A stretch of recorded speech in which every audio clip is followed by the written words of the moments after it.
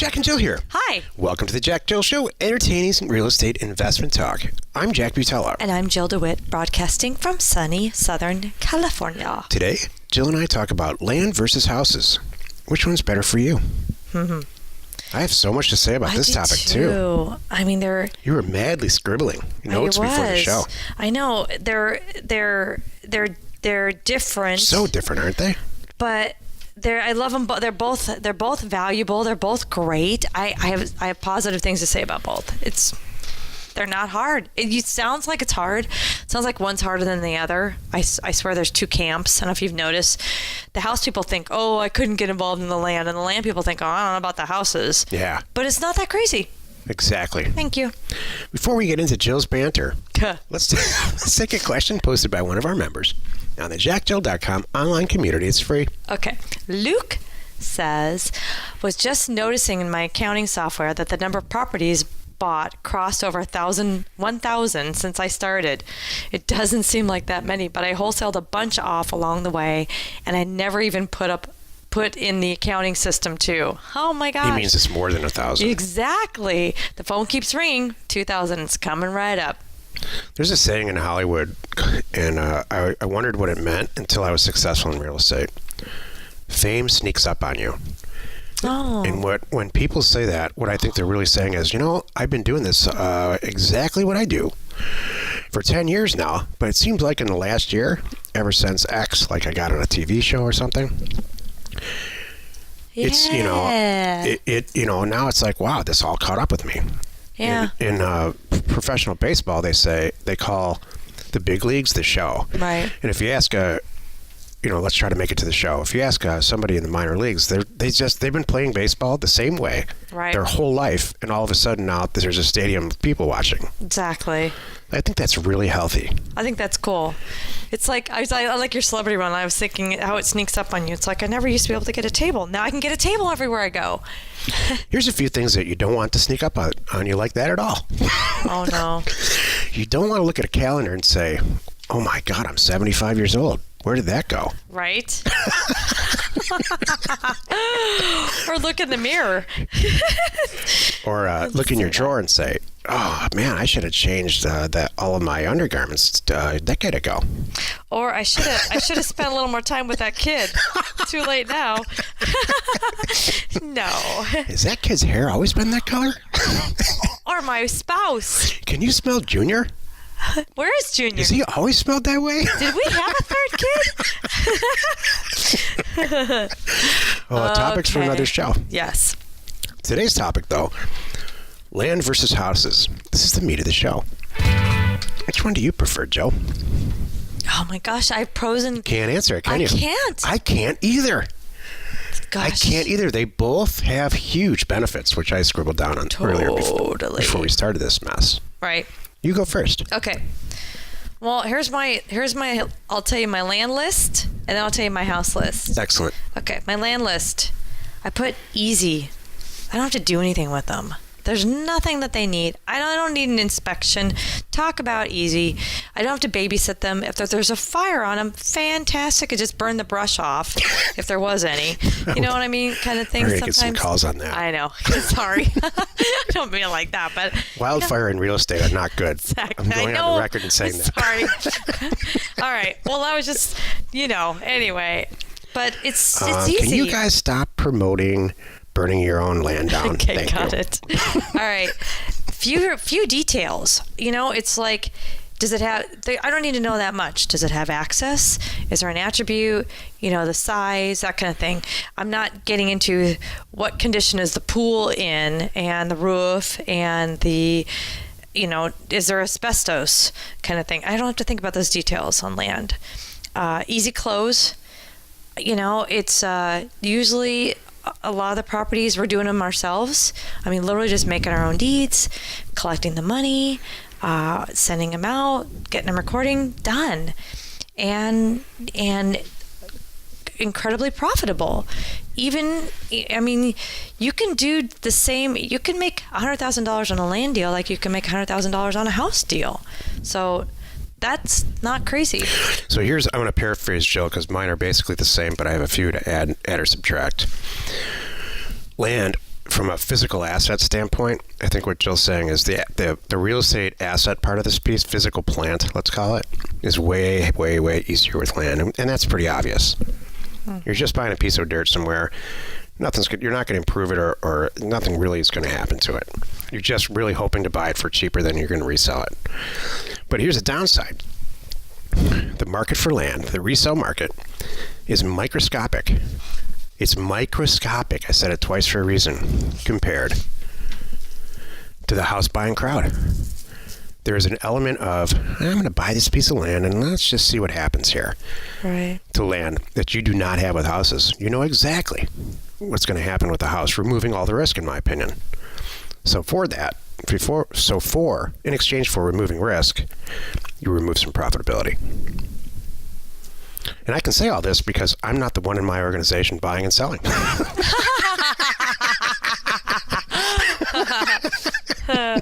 Nice. Nice. All right. So anyway, what do you like about houses then? Okay, houses.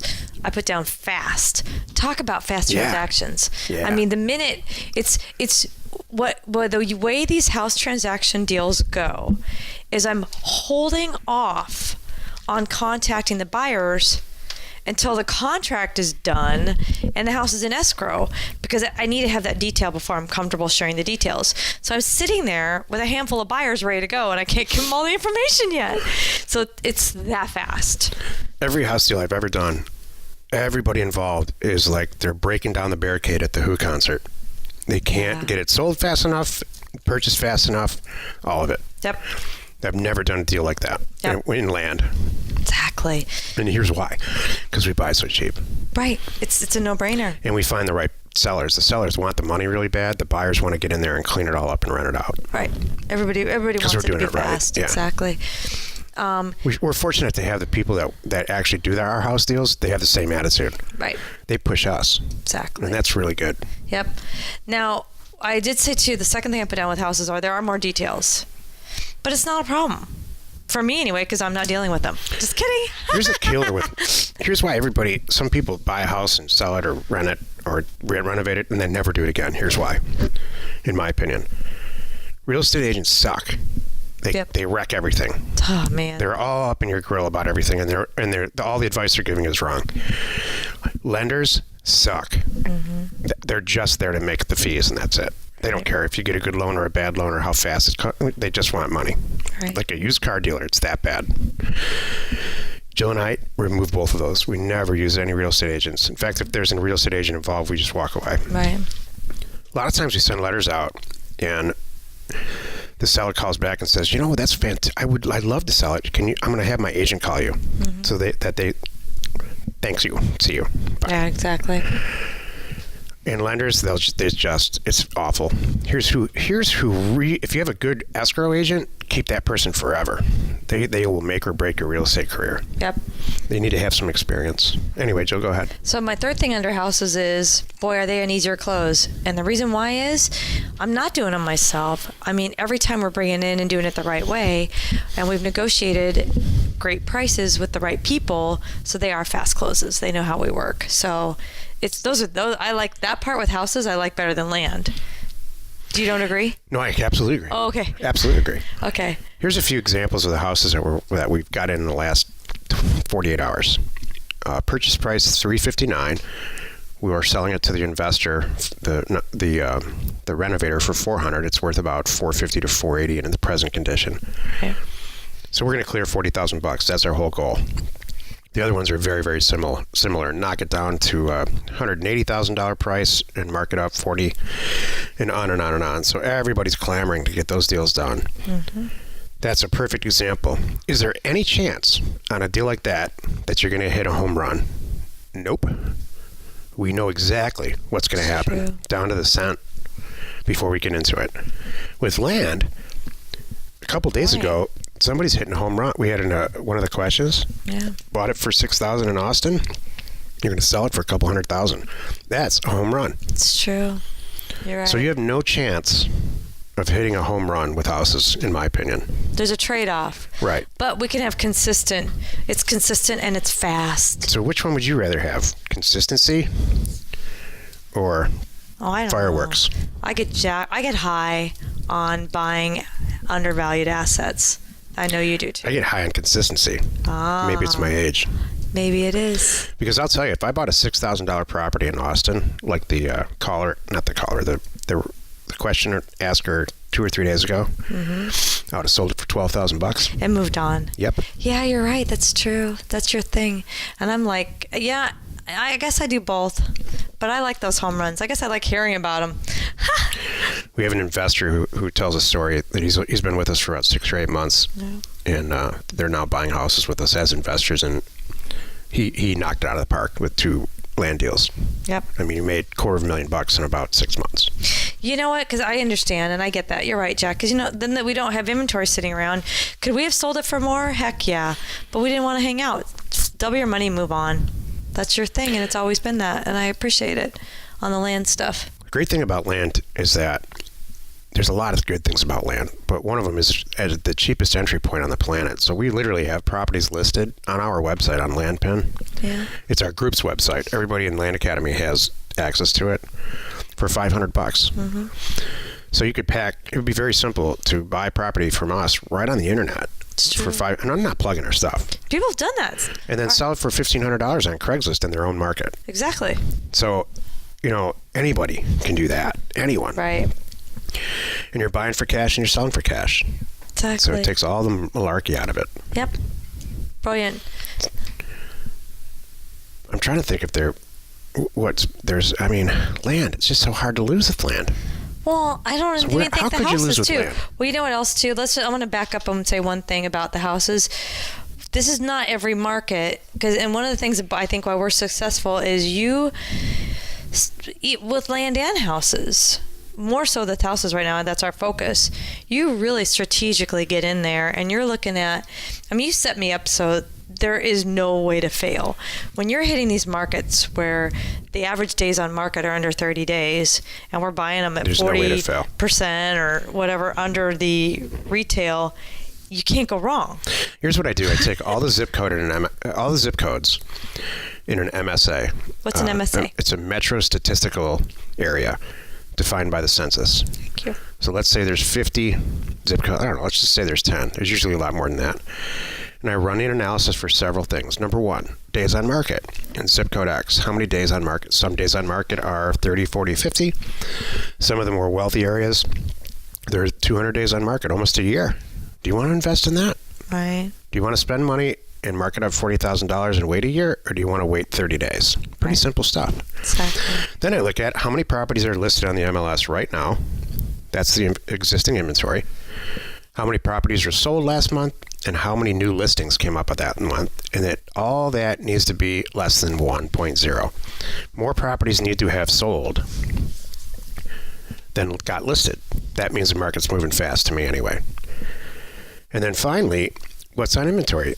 As a percentage of what's the inventory that's listed, so it has to be less than like half of 1%. So if there's 10,000 SFRs in a market, the number of properties that are for sale on the MLS have to be less than half of 1%. Now I'm getting serious about that zip code. Right. That doesn't mean I'm going to run out and send it. Right. Now I'm going to get serious.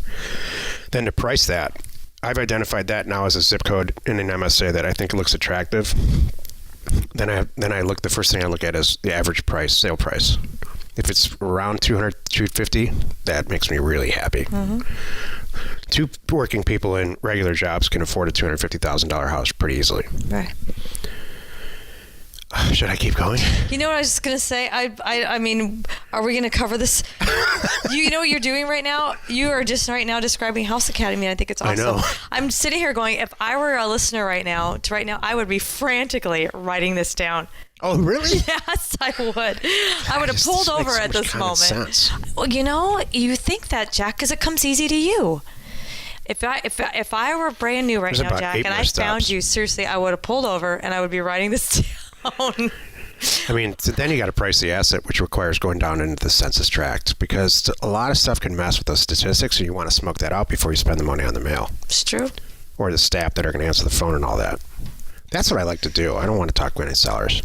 It's true. See, this is why you're good at this. This is awesome.